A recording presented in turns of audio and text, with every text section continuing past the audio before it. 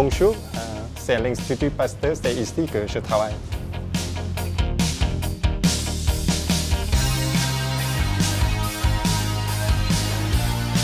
สบายดีนะข้าพเจ้าชื่อว่าพรประเสริฐคำปณิสงฆ์ครับซึ่งเฮ็ดหน้าที่เป็น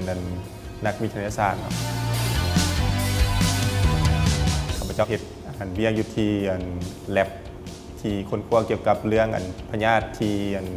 สามารถป้องกันด้วยวัคซีนเนาะข้าพเจ้าคิดว่ามันเป็นเรื่องที่ว่าน่าสนใจหลายเนาะสามารถนำใช้เทคโนโลยีที่ทันสมัยเนาะและก็อีกอย่างหนึ่งก็ถือว่าเป็นการพัฒนาความรู้ของเราในระดับสากลตื่นนำ Bonjour Jérôme,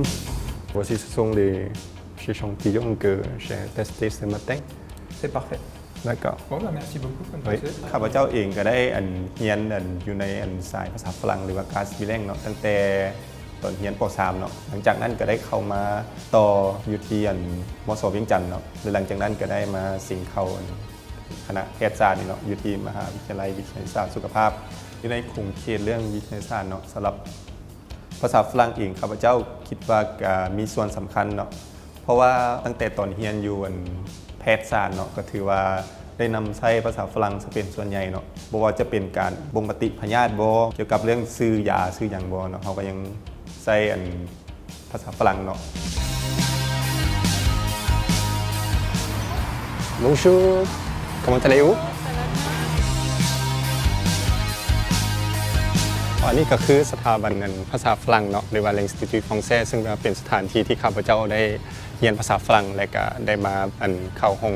สมุดเพื่อเบิ่งหนังสือเนาะเกี่ยวกับภาษาฝรั่ง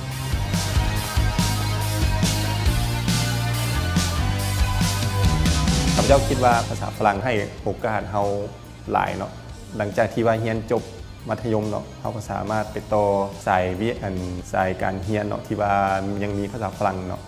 ข้าพเจ้าจบจากคลาสวิเลงมาเจ้าก็ถือว่ามีได้รับโอกาสพิเศษหลายกว่าสายอื่นเนาะข้าพเจ้าได้เรียนง่ายขึ้นประมาณนี้